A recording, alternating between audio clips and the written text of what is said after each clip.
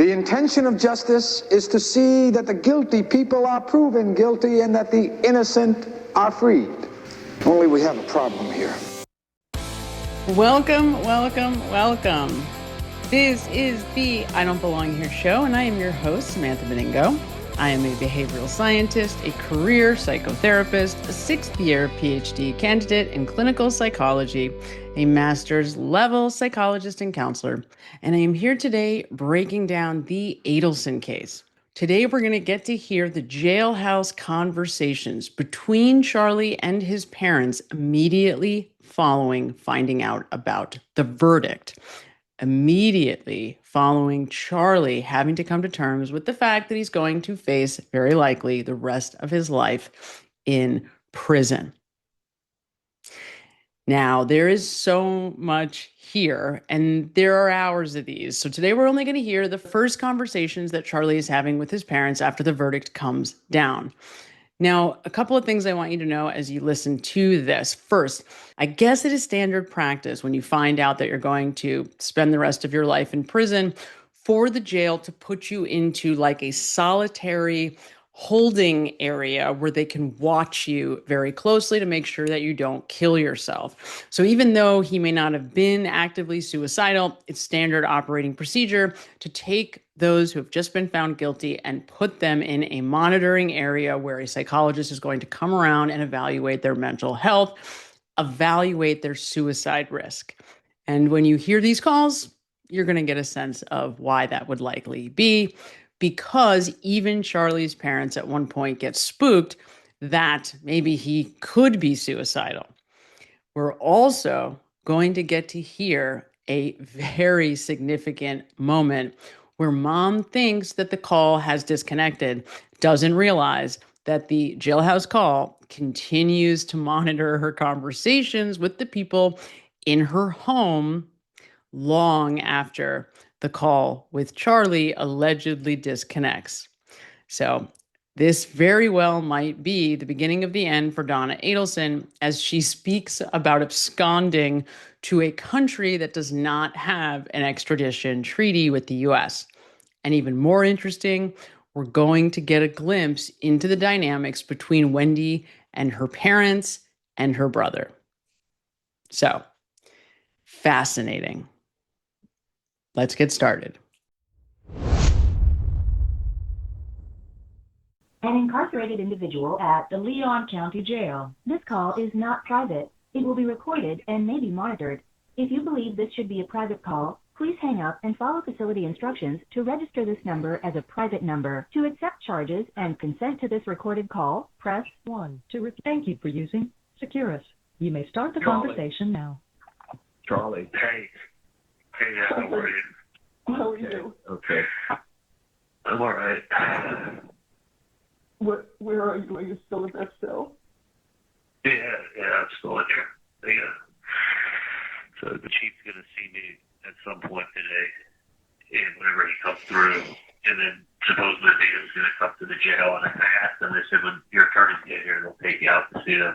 I'm sure I'll see them behind glass. So I thought Dan, I didn't know that Dan went, I didn't know if he went home or not yesterday. So Dan is Charlie's attorney. No, he's driving home today. Okay. So they will let you see him today. Yeah, but I mean, it's going to be behind glass, and maybe picking up a phone, talking to him through a sheet of glass.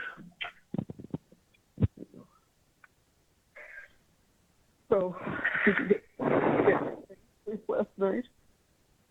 Yeah, on and off. I mean, they got the lights on, and it's bright in here.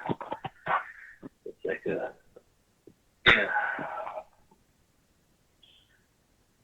I just wanted to call and say hi. I don't even know why. No, that's okay. I'm glad you said it. I was actually just talking to Dan, so it's not like we were sleeping. Yeah. But, you were talking to Dad or Dan?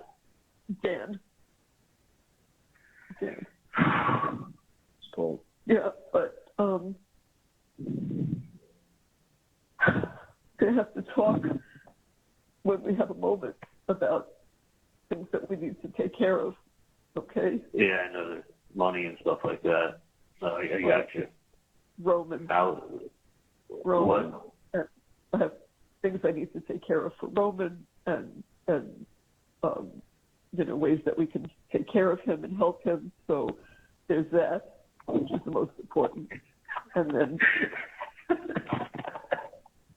and figuring out about the dog. So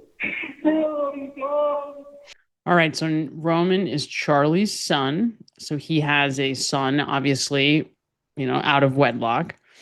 And you'll note that there's a number of occasions when Charlie breaks down. It's, I think in every case, specific to a conversation about his son. So this is kind of the trigger for him and what gets him to really start to fall apart. Gotta take care of things, Charlie. We gotta take care of things. And now his mother starts to fall apart because he's falling apart about not being able to see or be with or be a part of his son's life. It's like I'm dead. I mean, I hate to tell you this. It ain't a whole lot different.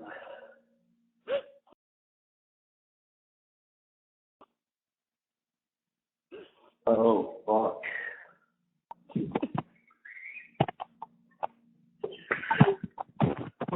No, please, I know.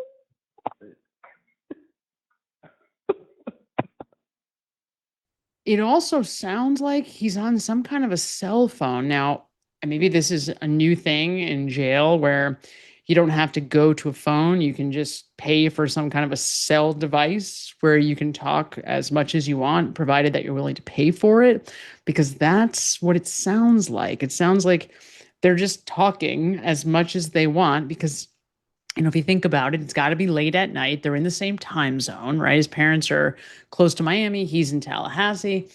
And it's late enough that his parents should be sleeping, and he's feeling like he needs a reason to call them at that time. So what is he doing calling? And I guess maybe there's advancements in jail these days where, you can have some kind of a cell device or phone in your cell. I don't know. This is me interrupting your programming to remind you to like this video right now. And don't forget to subscribe. Like this video.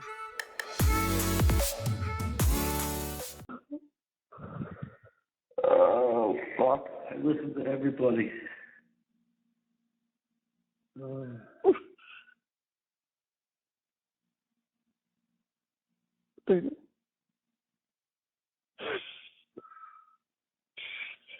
So Charlie's saying, I listened to everybody. And that's some kind of a statement of regret. Like, I knew I should have done it differently, that kind of a thing. You got no idea. No, I know. You have no fucking idea. That's all I gotta say. And I don't know what this is a reference to. You have no idea. You have no fucking idea. I don't know what this is a reference to, but it's an interesting thing to say in this moment. He's in jail. He's in solitary during this time. As you learn here in a minute, he was on suicide watch. So he's moved from where he had normally been inside the jail and general population to a place where it's essentially just a box with lights on so that he can be monitored very carefully so he can't kill himself, essentially.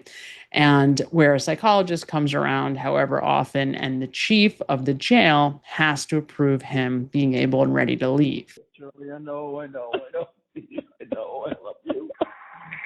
I love you. Look, maybe something will happen. Maybe this mistrial will take place and get a different venue. Let's hope for that. So it's interesting here that you guys have no idea.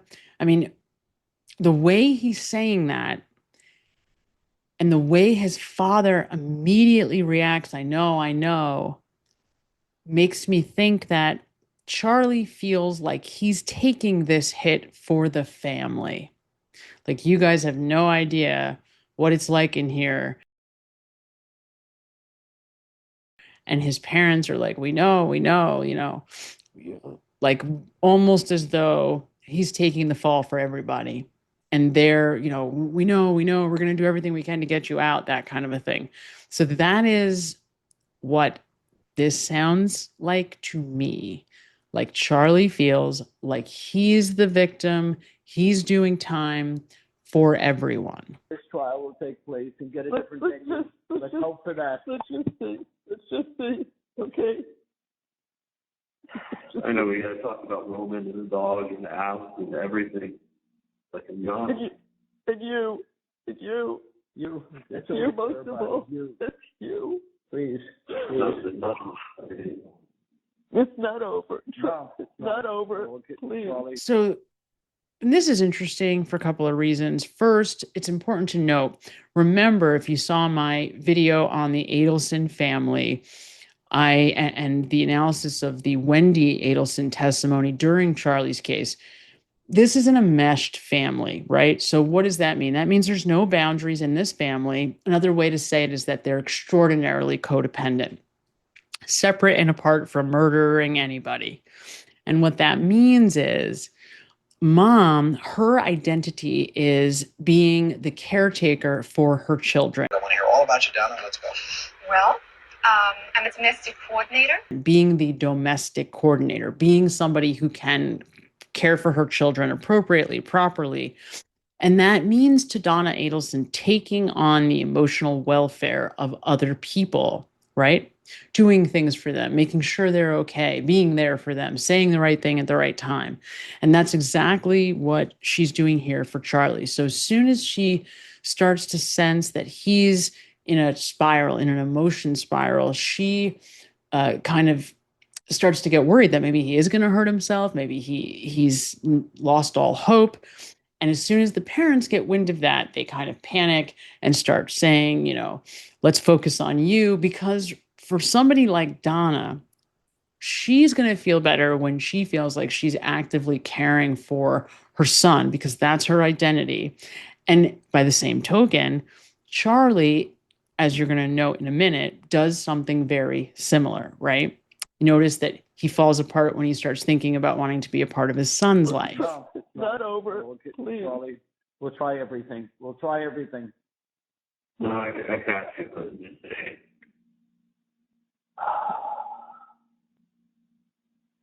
But What I don't time know. is he coming? Do you know what time he's coming? I think he said if I don't see him by 11, that means he couldn't get into TV, so he's on the road. So I'm sure probably 9 or 10 is when he'll come by. Okay. Well, I'll get back on the phone with him. You give me 15 minutes and call back. I'll have a better idea of what's going on. Okay? Yeah, I'm gonna be fine. I mean, listen, I don't want to say anything to Roman because he's at a point now where he's asking for me every time I get on the phone with him. I know. No, I'm not going to say anything to Roman. No, I'm just talking about what things we're going to do to take care of him. Yeah. No, I That's all. I got you. It's just I want to see my kid grow up.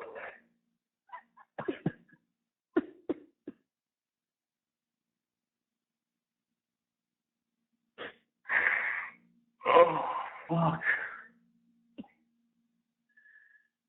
Oh. So again, you have Charlie falling apart as soon as he's thinking about his son growing up without a father, and you have Donna falling apart as soon as Charlie falls apart. Now, some of you might be thinking, well, of course, she's a mother. She loves her son. Absolutely. This specific thing isn't by itself pathological in any way. Of course, if my child is suffering, I'm apt to be upset, right? That's not by itself problematic. It's as a part of all of these larger bits and pieces to this family dynamic that we're going to see playing out here. Charlie, I still think there's hope. Please Charlie. just think there could be a chance here, and we're going to work on it, okay? We'll work. No, you guys, don't get too upset when you get yourself sick. Charlie, we're fine. All right, so here you see that once Charlie starts to calm down for a second, long enough to realize how upset he's making his parents, he's able to kind of pull it together and say, wait, don't you guys get too worked up. I'm not going to kill myself, which is basically what he's saying. Everything's going to be fine. I don't want you guys to be sick. And you see how that calms him down, because now he feels like he's caretaking for his parents. Okay, well, if I'm taking care of them, then I'm okay. Right now, it's like it gives him a sense of purpose. It helps him to feel a little bit better, and he can calm down for a second. We're okay. We're going to see what we can do. As long as we can talk to you, please. We're going to see when we can see you, okay? Please, yeah, we'll do everything we can. Everything. Yeah, no, guys, I got you. I mean, I don't want to talk about the case on the phone at all. I'm just saying, one thing I don't want to do is talk about the case at all. And I don't want them to up. So you remember him saying this, right? I don't want to talk about the case at all. So this is immediately following the verdict. So he's upset. He's also probably in a little bit of shock. And as we're going to learn more about Charlie's perception of all of this, it sounded like he really thought he was going to win this trial. And so at this moment, immediately following finding out that he's guilty, and now facing the possibility, the very real possibility, he's going to spend the rest of his life in jail, he's having a whole host of emotions, right? So there's shock, there's overwhelm, and then he's going to go through the stages of grief. So we're going to see him, experience anger. He's going to experience blame. He's going to experience regret. He's just going to go through it. And we're going to get to see a great deal of it. That because if I'm too upset, they're gonna keep me in this box. Yeah, no, let's do that. And then he realizes, look, if they realize that I'm this upset, they might keep me here on suicide watch, and I want to get out of here. So maybe I should get off the phone and not keep digging a bigger hole for myself, which is smart. And one of the biggest problems, and probably the thing that ends up sealing their fate with the Adelsons, is that both Charlie and Donna love to talk. The two of them never seem to shut their mouths. Let's not do that. No, I'm not. But I'm just saying. I'll call Dan back. Yeah. Call us in about 15 Give us minutes. 15 minutes. Let me talk to Dan, okay, honey? Yeah, talk to him for like 20 minutes. I'll call you back. I'm going to give Gray a call for a minute. Oh, perfect. Okay. All right. Okay. Okay, bye. So now they're going to go away from each other for 20 minutes and they're going to come back. So then we get to see part 2 of this call. Hey, honey. Yeah, sorry about that. Last thing I heard was you said, and the chief, and then it just went through.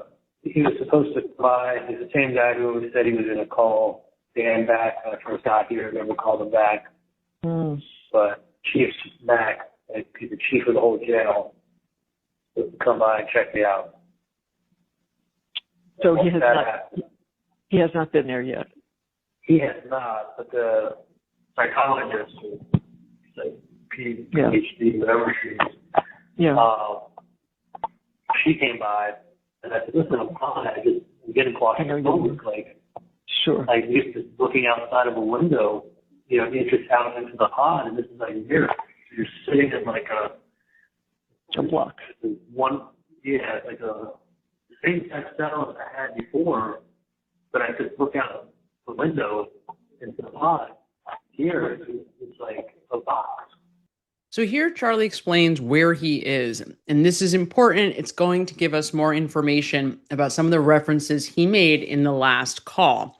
He explains that not only is there no window in this very small box, his mattress is kind of in the middle of the room, the very small room, and there's one-way mirrors inside the cell.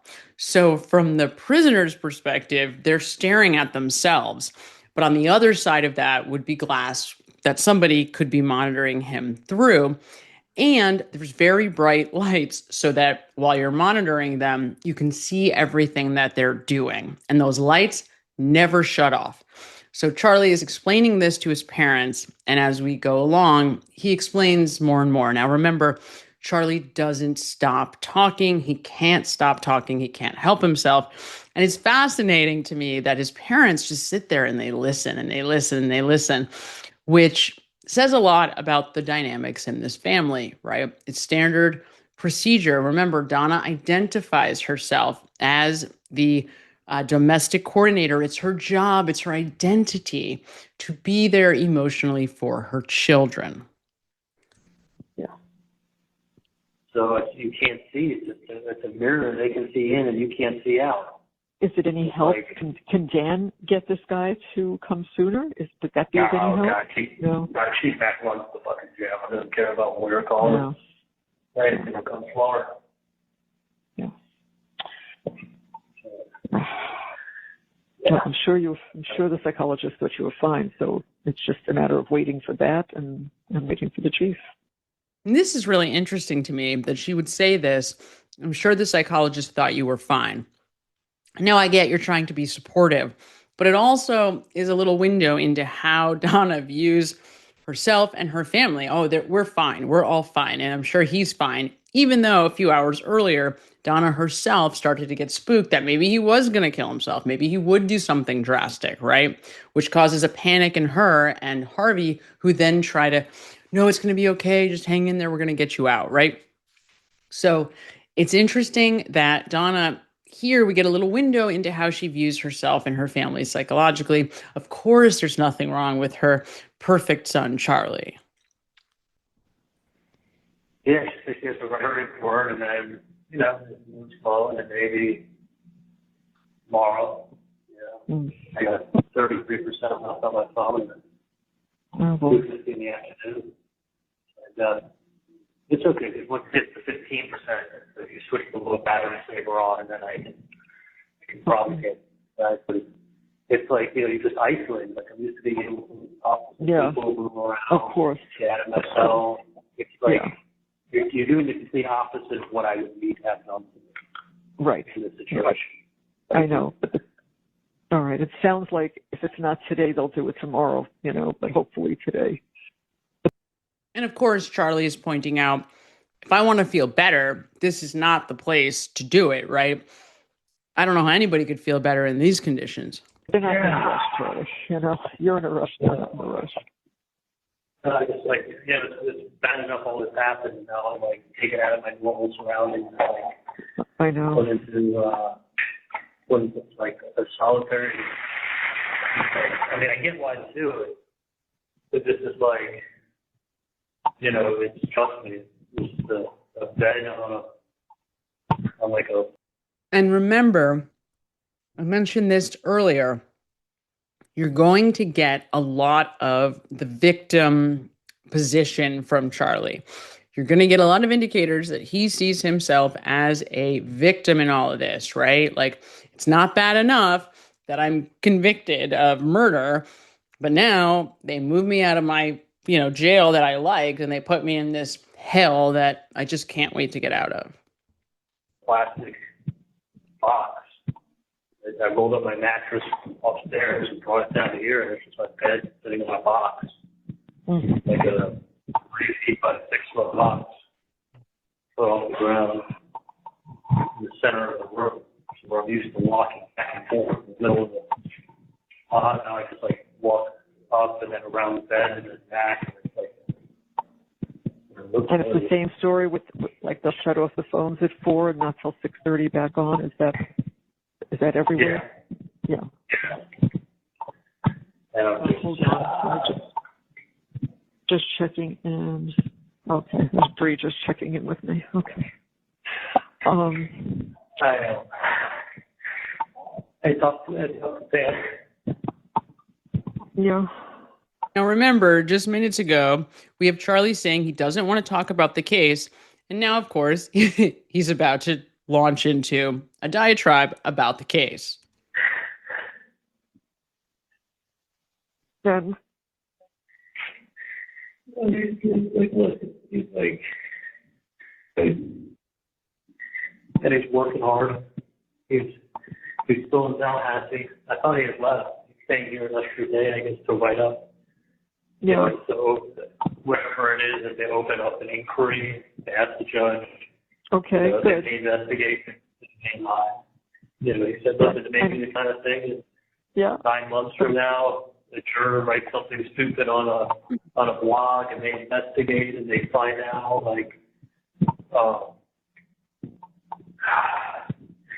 and then they find out something, and they're able to open it, and then it could possibly lead to an appeal.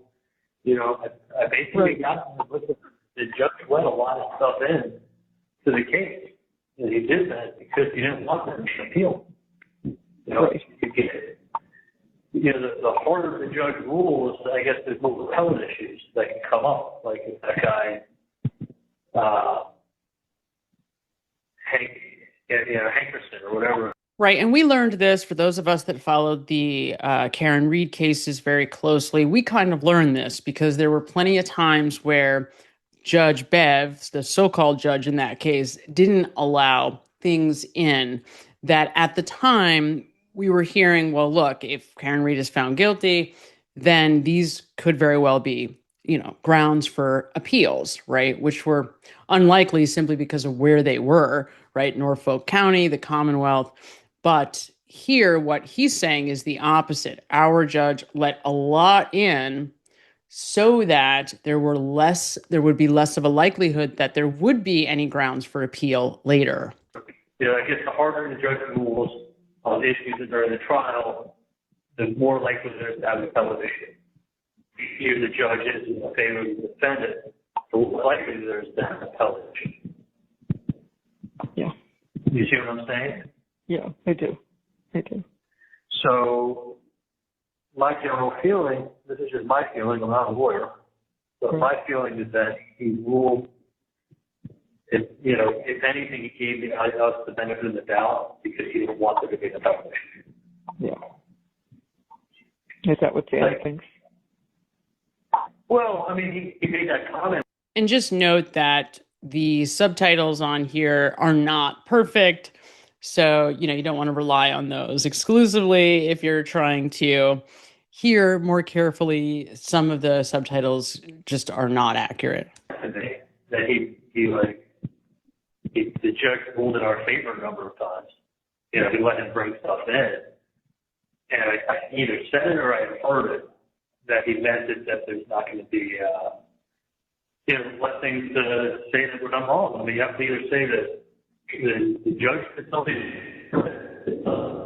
didn't give you your due process. If the jury didn't do anything improper, like, what's your reason for wanting a new trial?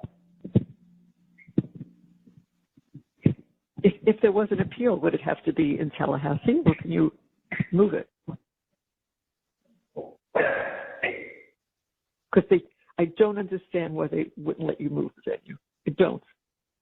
It was blatantly, look, I have, I didn't say this to you before I picked up the phone, but there's a lot of things that we have to do, and we've got a very tight time frame. So one of them involves taking care of some things for Roman, taking care of some things through Steinberg.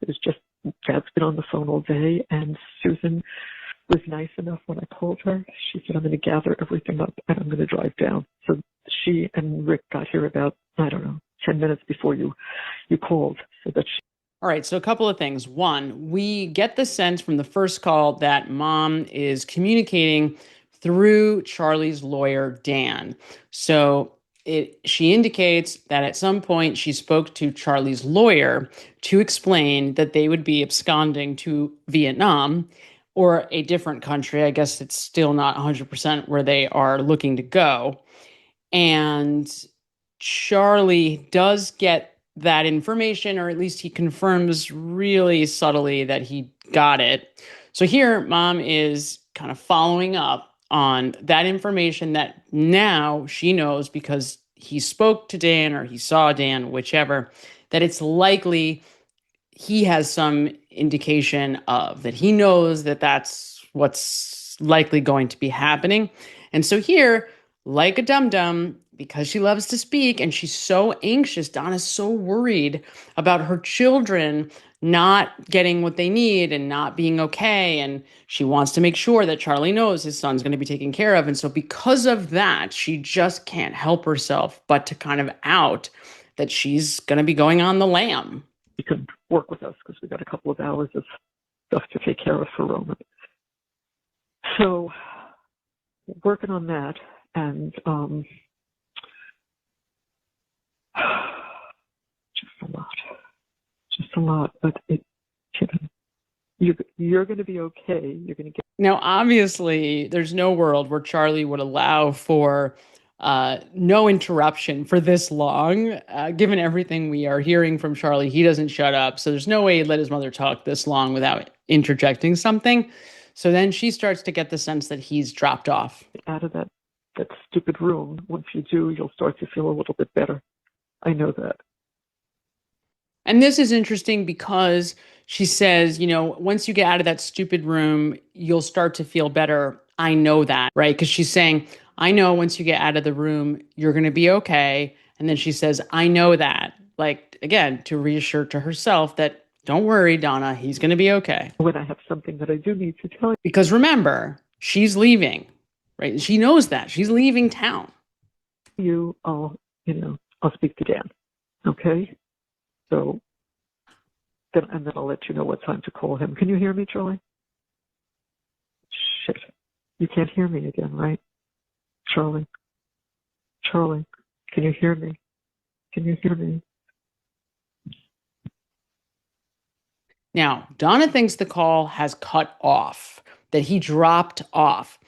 For whatever reason, Charlie can't hear her, but the call is still connected. And so the call continues to record. In other words, she never turns the call off, right? She just, I guess, puts the phone down. And so we get to hear everything that she says to the people around her. And remember, she just told Charlie that two people who I'm assuming are like estate planners or some kind of financial planning group, I don't know, decided to come up to help them with sorting through their affairs and getting everything straightened out for his son, Roman, which I'm assuming is like trust information, all of that. I'm sorry. The fourth time that they cut the line each time.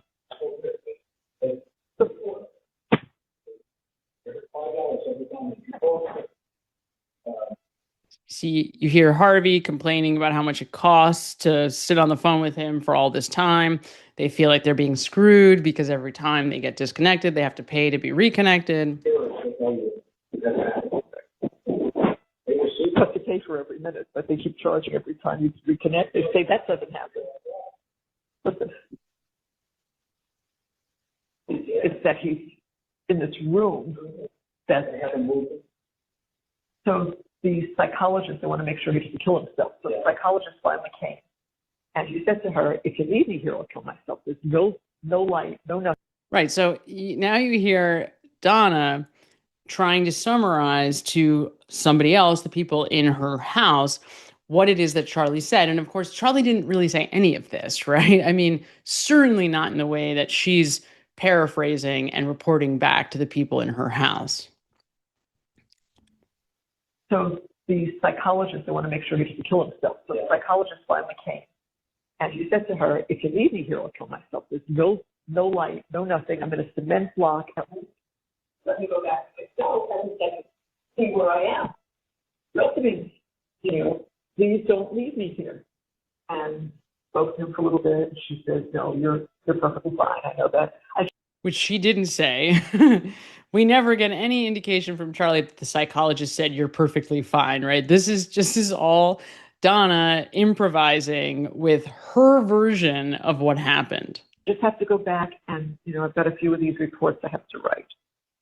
She did not say I have to go back and I have reports to write. Once I get those written and then submit them and then get them approved, you'll be able to go back. So he thought he was going back in an hour, but that she better get that thing done because I'll lose my mind in here. It's all spirit on the inside. So all you see is yourself. The lights never shut off, day or night. So she's saying it's all mirrors on the inside. So all you see is yourself. These fluorescent lights, he says, are on all night. He said, I just want to go back where I was.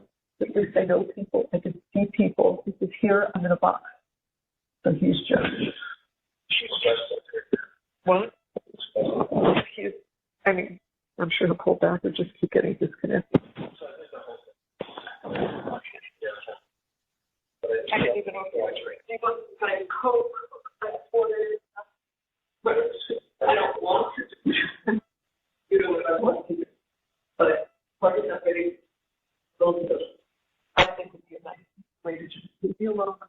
life. I am not for myself. Go to prison. It's something he didn't do. I can't push it. I'm not that strong. And I also know how he, in a year and a half, his body and everything has slowly started to deteriorate. So it's hard to make out whether she's saying she couldn't stand herself being in prison for something she didn't do, or for him to be in prison for something that he didn't do. So that's not 100% clear based on what we can hear. But then she goes on to talk about herself, knowing how much his physical health has deteriorated just in the year and a half that he's been in jail, not even in prison. And then she starts talking about how she couldn't handle it. She's old. I'm old. I have a life. We had a great marriage. Happy. We traveled. We lived good. I really am not unhappy. And I'm more than willing to just say goodbye and let me lie down. It's nothing painful. I just want to go to sleep. We bought our cemetery property a couple of months ago. We're good. I'm good. But Wendi did this weekend because I said something that made her feel like I had enough, and I'm not going to watch. If the trial doesn't go well, I know what I need to do. So now she's saying that she was telling somebody if the trial doesn't go well, she knows what she needs to do. And that person then, in an emergency way, showed up to her house saying, I think you're suicidal. And if I have to, I will Baker Act you, which means, against your will, put you in a psychiatric hold of some kind.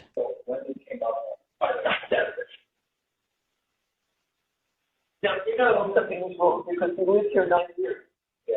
She's never once just come over and said, I need to talk to you. I'm not sure. Probably. Sexual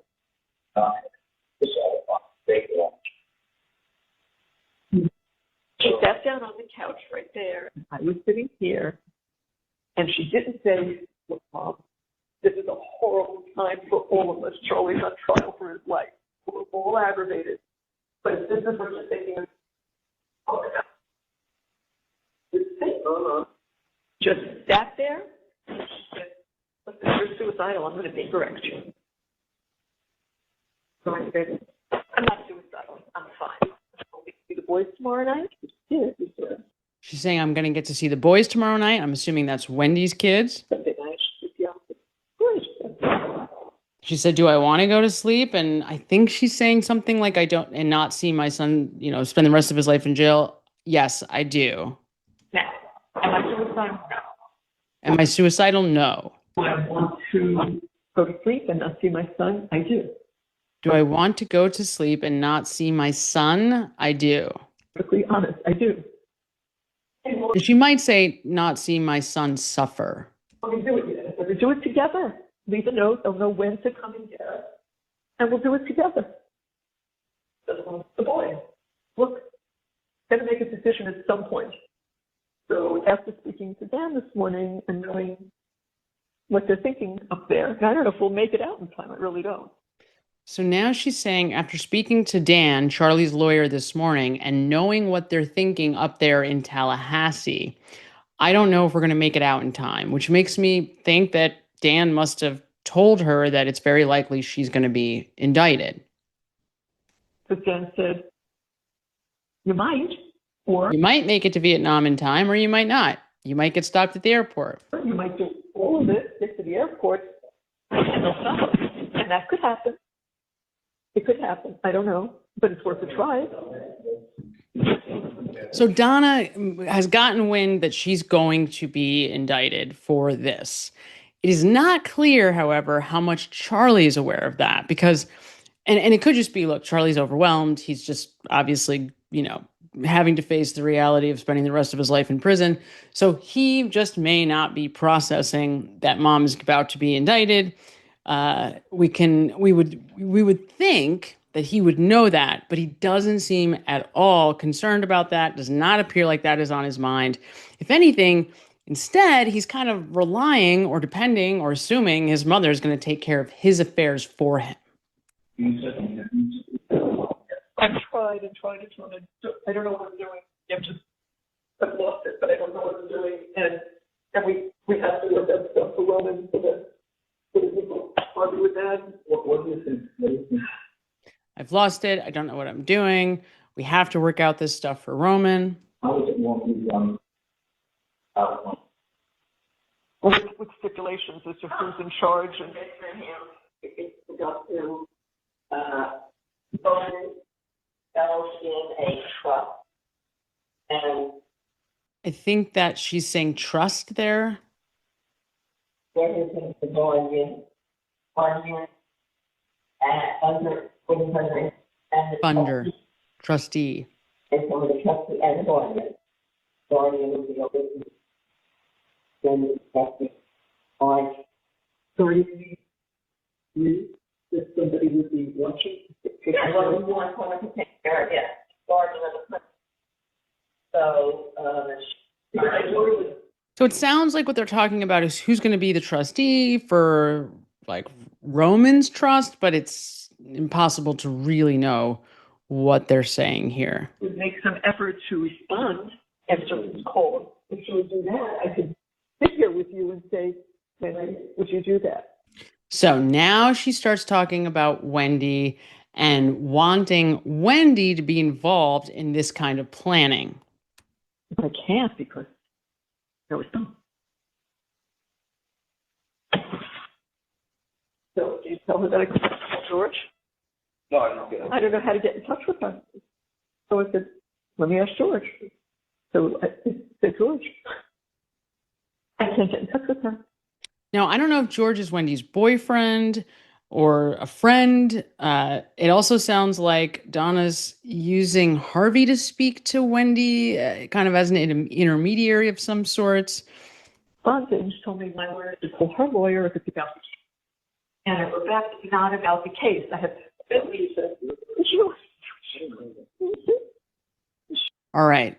So now you're going to get to hear what happens when Wendi Adelson starts to put boundaries in place to separate herself from her parents. You're going to start to hear Donna completely flip out.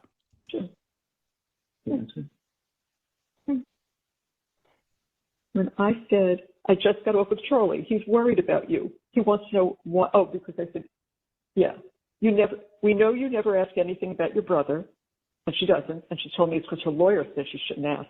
Unfortunately, we found out it's not true, but we just got off the phone with him. So what we're hearing here, Wendi apparently has told her parents that the reason she can't talk to them about Charlie or ask about Charlie is because her attorneys advised her not to. But then the father says, well, my attorney spoke to her attorney and he said, that's not true. He never said anything like that. So they haven't confronted her on it, but they believe that every time she says, well, I can't because my attorney advises me not to, that it's a lie. And he asked her attorney. Her attorney said, I never told her that. Well, I've never confronted them. No. So I wrote this last night. We know you never ask anything about your brother. This is 8:00 last night. But we just got off the phone with him, and the first thing he asked was, how's Wendi holding up? I didn't have the heart to tell him that you never called us or asked about him. I just said, we weren't up to phone calls right now. Everyone looks to protect you. I bet you've got a lot to think about. All right. So this is a very interesting statement. She's text messaging her daughter. And one of the things that she says is, I lied to Charlie and said, we're not taking calls rather than tell him that you didn't even, inquire about his well-being. And then she says, everyone looks to protect you. I bet you've got a lot to think about. Fascinating thing to say. Now, you could take this one of two ways. You certainly could take this as, your brother, lost his life because he did this thing for you. He had Dan Markel eliminated from your life on your behalf and now is protecting you, is going to great lengths to not incriminate you in this. But you could also see it the other way, which is we're all doing everything we can to try to keep you out of this. And now your brother is taking a hit. And if it wasn't for you, he wouldn't be spending the rest of his life in jail. So whether it's a way for her to subtly imply that, Wendi was in on it and that she should really, that I'm sure she has a lot to think about, or that she wasn't in on it, but because her brother did this on her behalf, it's inadvertently on her head, on her shoulders. We don't know, but it's one or the other is what she's saying here.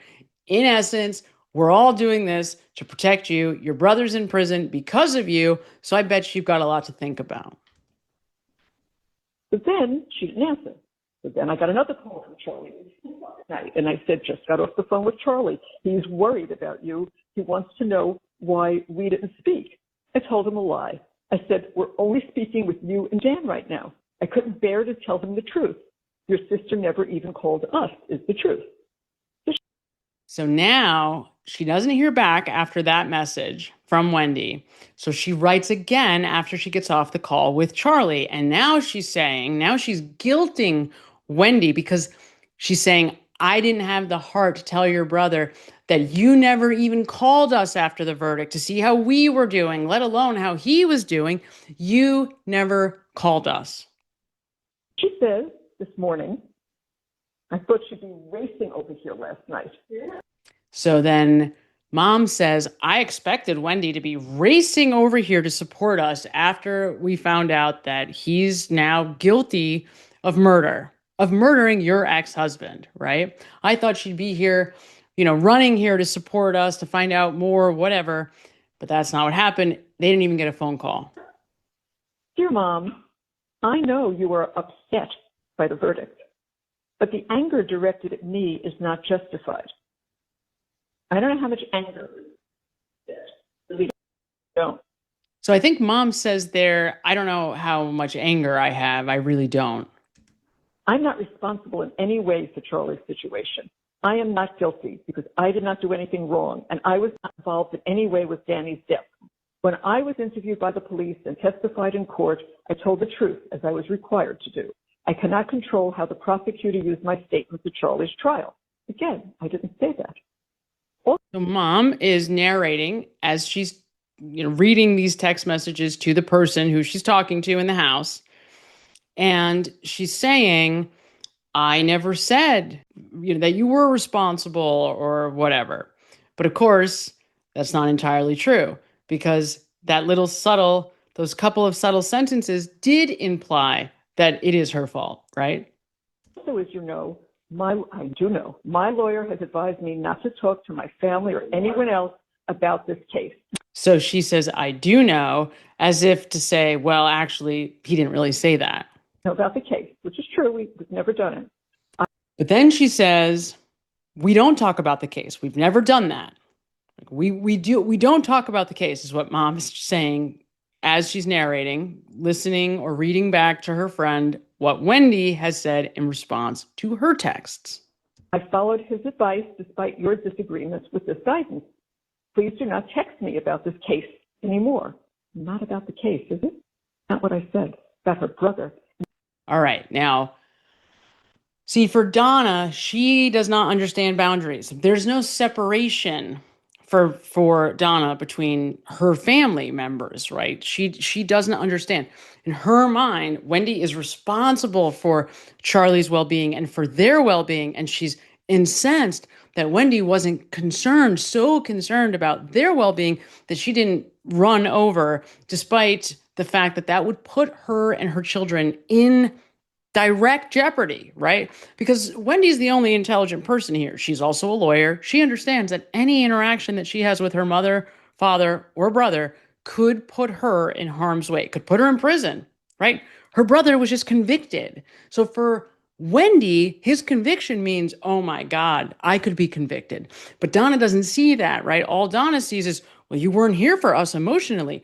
That's separate from the case. That's our relationship. But Wendi is smart enough to realize that there's no longer any separation. It no longer matters whether we're talking about the case, right, or just interacting, because those things have now become blended, right? For Wendi, any interaction with this family is about the case. She's not saying that, but she's implying that. And this is probably the first time in Wendi's life that she's ever pushed back on mom and put boundaries in place. And this is mom's reaction. And mom just cannot see that Wendi's doing this to try to protect herself and her children. That he wants, how are you, Wendi? How's my sister holding up? If you have anything further to say about the case, please go through our lawyers. Right now, I have to be singularly focused on taking care of the boys during this difficult time. So I wrote back, okay, we have no desire to speak with you about the case. I guess Dad and I are just shocked that you didn't think of coming to see us or even calling us. We are your parents. We are and have always been there for you and the boys. None of what we wrote matters about them. All right, so this is the textbook way that enmeshed parents respond and try to manipulate their children when their children are not doing what they want or expect. They use guilt. They try to guilt them to change their behavior. This is the most oppressive way that you could engage with a child. This is like when you're 6 years old and you're at a birthday party and you're out playing with your friends and like your great grandma says, oh, you don't want to give grandma a hug? Like, I'm not good enough for you to come give me a hug, guilting a 6-year-old into coming over and giving grandma a hug goodbye when the kid just wants to go play with their friends, right? It's not about them. That's what this is on steroids. Remember, Wendi in this situation is trying to protect her children from not having parents. The case, that's over. I just want you to know how many times Charlie is asking about you. Not only do you not ask about us, but not one question about Charlie, right? We will need to give you some information shortly. So now mom is shifting gears and Wendi is saying, I don't want to talk about the case. And now mom is saying, I need to wink, wink, give you information so that when your father and I abscond to avoid the legal ramifications of being involved in this case, you have the information that you need. In her mother's mind, she's trying to say, well, this isn't about the case, but in reality, it's even more potential harm's way for Wendi, who, if she does what mom is saying, now is incriminating herself in her mother trying to avoid legal trouble by going to a country that doesn't have an extradition treaty.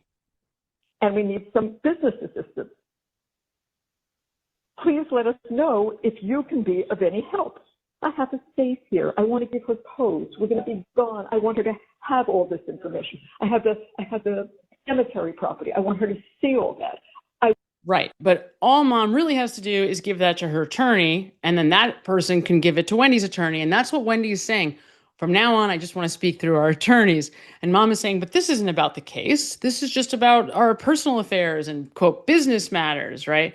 And that's not at all what is really happening, right? What's really happening, yes, Donna wants to give that to her child, but she's in denial of the degree to which that then directly puts Wendi in harm's way. And now we're starting to get a sense for why Wendi wasn't indicted, because she was smart enough to put some separation between herself, her brother, and her mom. I want her to have all these papers and the wills. I want her to see all this. So please let us know if you can be of any help. The other thing is the visa, which she would know about. So now, because Wendi's an immigration lawyer, the mother starts to say, but she would have information about other countries and extradition treaties, and she would know about that. So I want her advice, again, which would put Wendi directly in harm's way legally.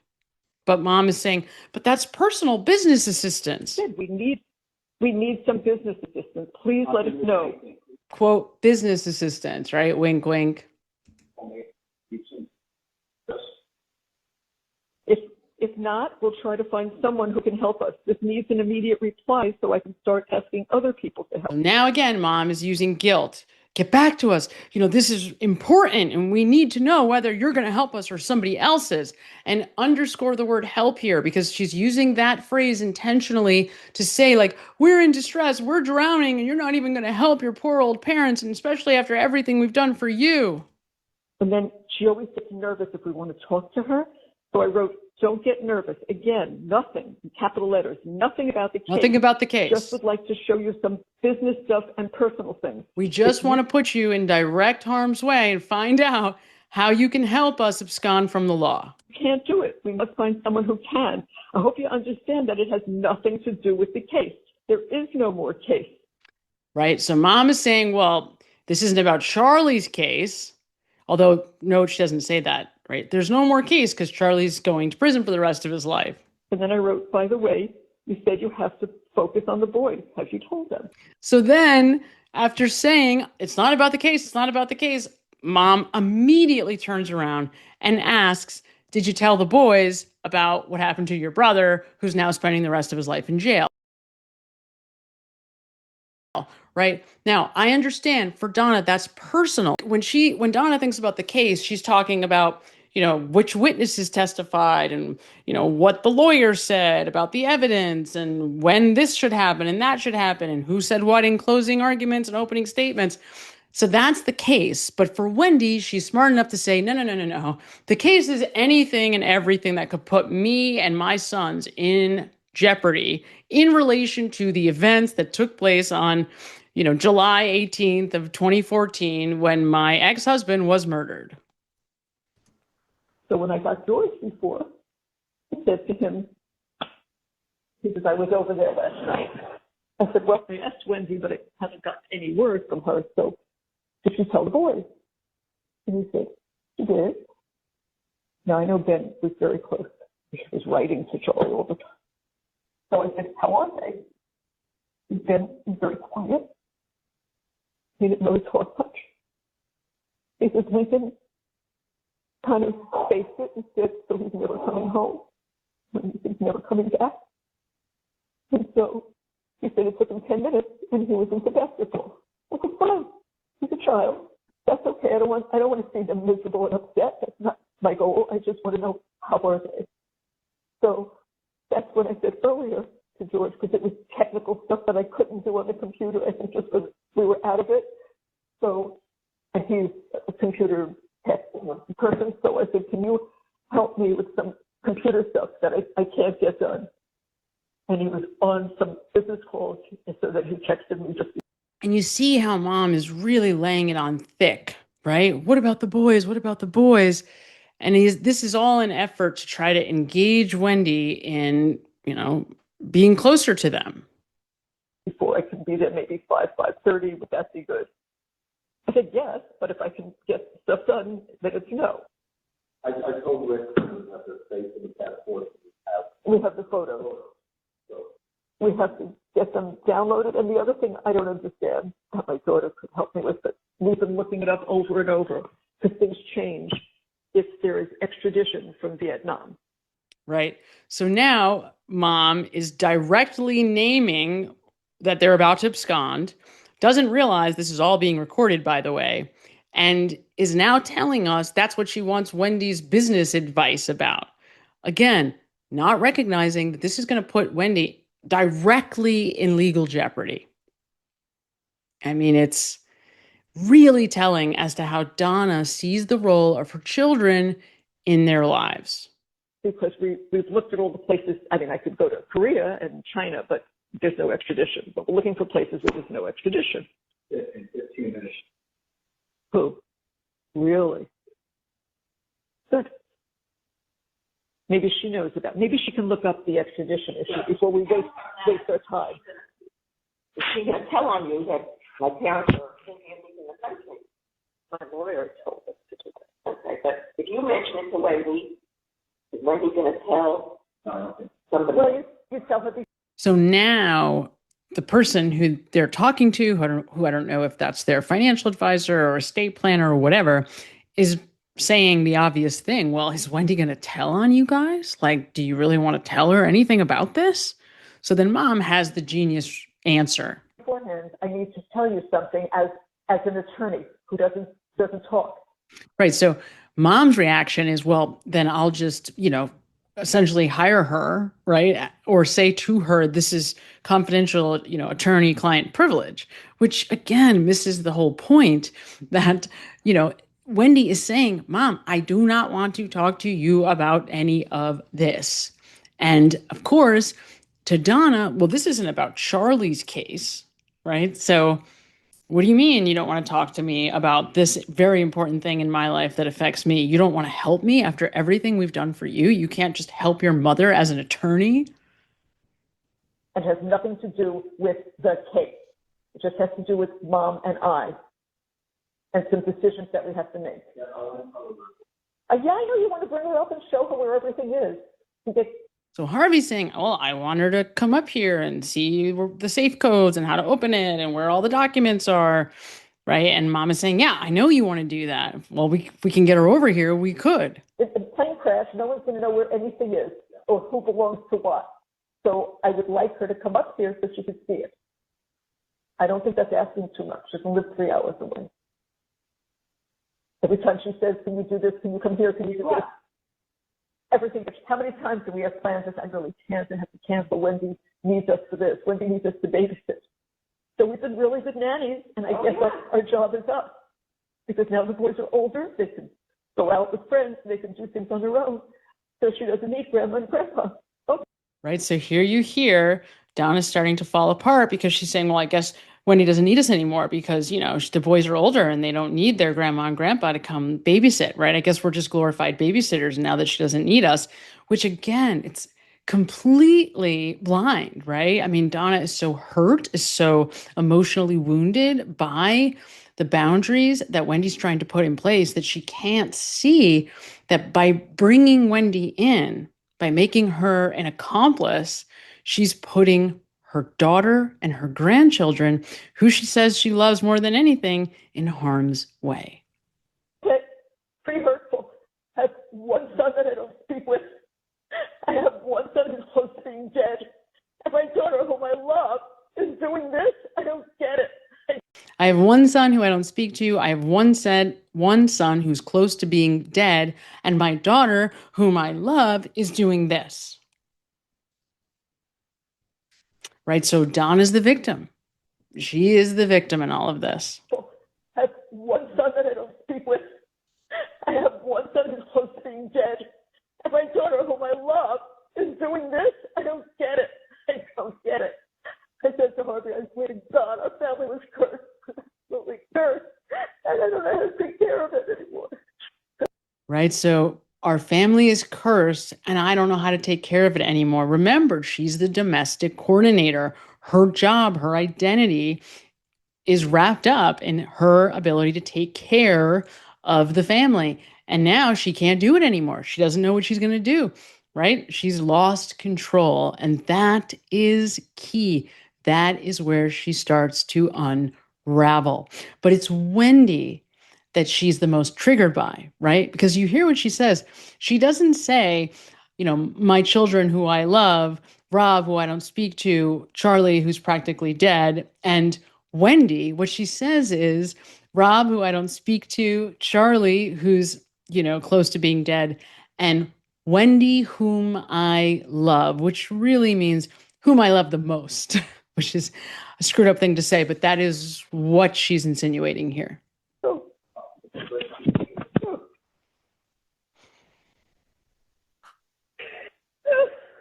And now Mom is sobbing, right? What did I do to deserve this?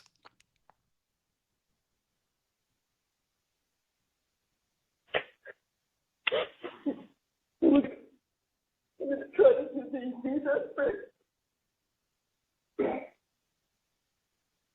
We're going to better be able to sit at a table than that chair.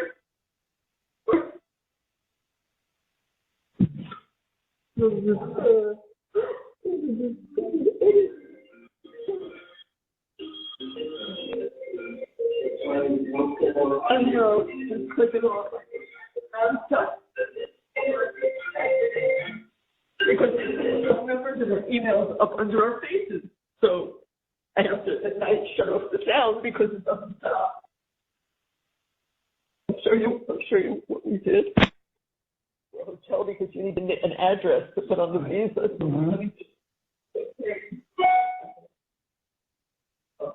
Okay, so she's showing the folks who are over the house the paperwork that they filled out, where they're going to be staying in Vietnam, I think.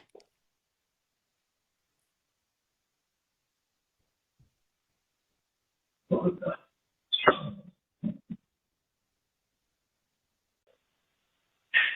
did it tell you what the prices are? Do I have to go on It appears like they're still looking into where they should be going, where they should look to abscond to. Yes. Okay. So I'm going to go back to one statement that I want just to point out again. This is 8:00 last night, but we just got off the phone with him, and the first thing he asked was, "How's Wendi holding up?" I didn't have the heart to tell him that you never called us or asked about him. I just said we weren't up to phone calls right now.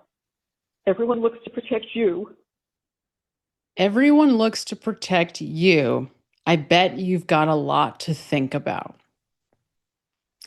Now, all along in this, and even when mom is talking to whoever's in the house, they are talking like they're innocent. They didn't do anything wrong. They're being victimized in all of this. But then mom throws in this statement, and it's hard to know what she's insinuating. But either way, right, whether or not there was a plot that Wendy's in on to murder Dan Markel, whether there was a plot without her knowledge to murder Dan Markel, whether Charlie's being extorted and somehow that results in the loss of life to Dan Markel, in some way it benefits Wendi, right?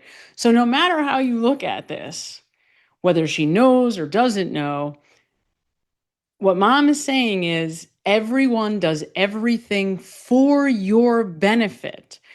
And the point that I want to make here is whether Wendi is asked for protection or not, everyone's running around looking to protect her. And mom is saying, whether you're asking for that protection or not, we've taken it upon ourselves to protect you. And so let me leave you with that. Let me remind you about that as I'm guilting you into being there for us. As I'm saying, I can't believe the audacity of you not to even call us, let alone not show up here in person because you knew after the verdict, me and your father were going to be devastated. You never even ask about how your brother is doing. Is it so hard for you to just ask? He asks about you all the time. Like, what kind of a person are you, right? And then throws in, we're doing all this to protect you, and you have the nerve to not even ask how your brother's doing? And then we're going to hear some more phone calls that once again reiterate this idea that they have taken it upon themselves to do everything they can to protect Wendi because they see her as really smart, but totally incompetent in a myriad of ways. And as we continue with these calls, we're going to get more and more information from Charlie about how he views his sister. And that's what really starts to come forward, that it's all her fault. And that is fascinating. So as we go through these calls, you're going to get a lot of information about the dynamics and about how Charlie really feels about his sister and the position that she inadvertently or directly put him in. Fascinating. It is the defense counselor's duty to protect the rights of the individual, as it is the prosecution's duty to uphold and defend the laws of the state. Justice for all. Only we have a problem here. I live inside my own world of make-believe. Kids screaming in the cradles, profanities. I see the world through ice covered in ink and bleach. Cross out the ones who heard my cries and watched me weep. I love everything. Fire spreading all around my room. My world's so bright, it's hard to breathe, but that's alright. Hush.